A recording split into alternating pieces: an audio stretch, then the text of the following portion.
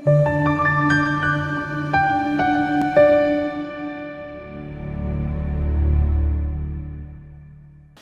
ndlela zimhlophe ngiyakhuleka kwena ikabe upastor winning isibiya ngokuyithoba nokusehlisa abantu bendabuko esibalethayo abantu abamkantshubovu abantu futhi abayinikele kukusizeni kokulekeleleni leyo nkingo osukubhekene nayo nokucacisa ukukhanyisela ezinye izinto siguduza amazwe ke singaphumuli ngoba ke sifisa ukuthi abantu ababasebalazweni kuba abantu esazi ukuthi vele ngempela bangakusiza dokotela kunjani Ngiyaphila kunjani manje siyaphila udokotela uManzini sike sakhuluma ke naye udokotela uManzini la besikhuluma ngodaba lesilwane but today ngifuna sibheke la udaba lwedlozi abantu abaningi banokuhlushwa isimo samadlozi abalethwe elingcolile njalo njalo yabona kodwa abazi ukuthi malingcolise linjani liyangcola yini idlozi asiqali lapho yenzeka isimo sedlozi noma ithongo kube libe nakungcola Nkosi ngizothi kanjalo kweqiniso lokho idlozi liyangcola kodwa alisuke lingcoliswe wena usongaze kube mhlambe libe selikuflathele idlozi lingcoliswa umunye ungenzeka omunye wasemndenini noma umuntu othe ukusondelana naye kakhulu owazi kakhulu ngemithi alingcolise lethonga idlozi mase lingcolile ke kusho ukuthi awusenayo inhlanhla ufana nethini kafishi empty ufuna ufishi lo phakathi kodwa la phakathi mawuvula akunalutho ngoba omunye nomunye ozalwayo emhlabeni lana akekho umuntu ongenalo idlozi noma i-guardian angel. Okay. So wonke umuntu unethongo elimbhekile noma idlozi elimsuke limembethe. Yeah. Kodwa bese lingcoliswa yilabo abanye abantu. Selingcolile ke manje. Ngibona ngathi selingcolile. Ngamashwa. Asuka sekakwehlela. Okay. Inhlanhla lezo kade zihamba nawe ayisekho. Impilo seyishintshile nasebantwini. Bo nezimoto ziyahamba. So njengoba uchaza uma lingcolile ithongo noma idlozi lalowo muntu loyo ushithi uma yoluphashela sakhuluma communicate naye kusho ukuthi communication ayisekho noma ukhuluma so kufana nokuthela amanzi edadeni manje ke ngokunjalo kuyakudingeka ukuthi uma efika kithi abomanzini uma siyibona kanjalo siyasimtshele into ezithize eyifunekayo ukuthi cha awuze nezinto ezikanje lihambe liyogezwa idlozi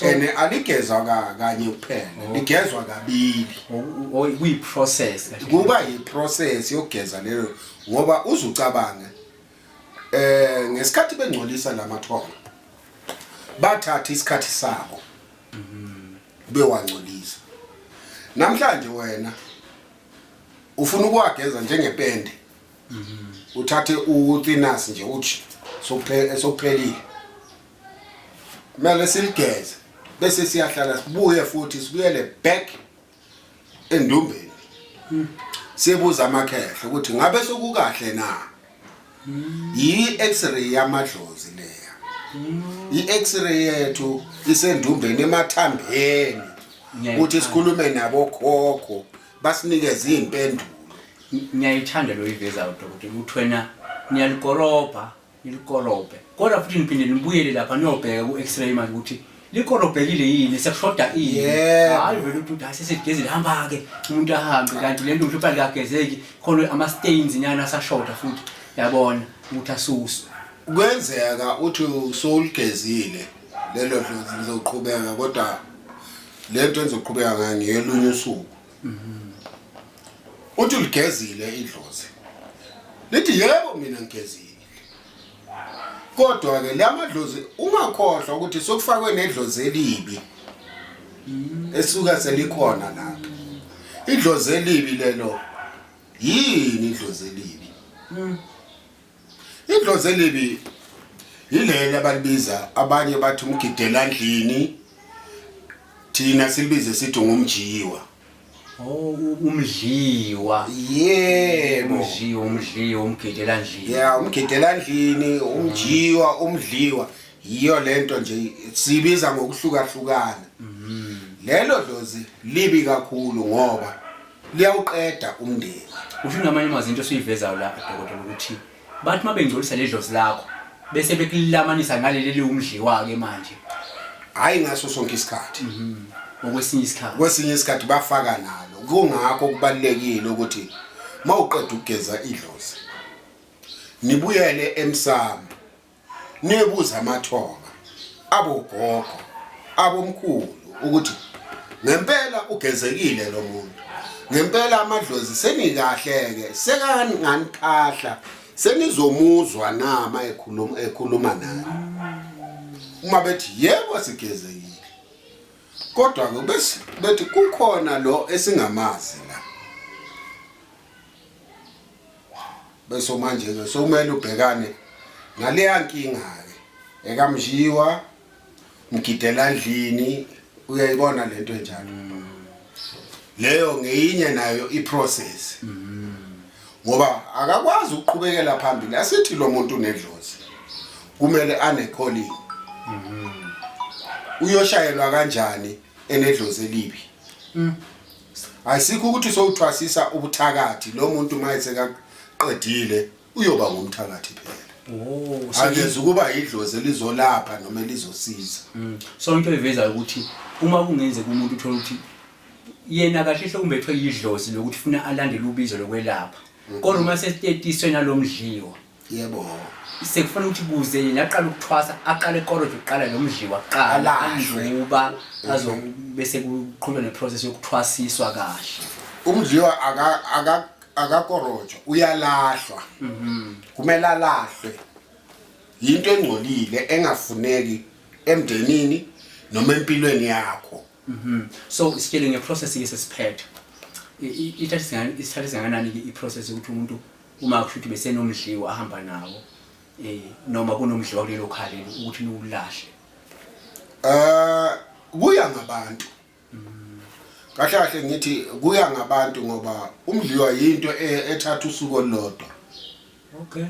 If uphethe imithi onqo bakhona okumele basetshenziswe ukuthi kulahlwe umdliwa.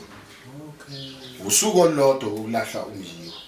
Usuku olodwa lokugezani amadlozi. Kodwa ke bese kubuya ke futhi uhlala iviki bese uyabuya ke bese siyahlola ke sizwe ukuthi abomkhulu bathini. Yeah. Kubalekile ukuthi mawuqeda yonke lemisebenzi ukuwenza ubuyele back emsamo la eniqale khona. Niyobuza abomkhulu ukuthi siwenzile nanku umsebenzi. Ngabe uhambe kahle na? Wenze ukuthi uma kukhona la enithe nathi ukuphazama khona na jumpa iprocess. So kumele niqale phansi.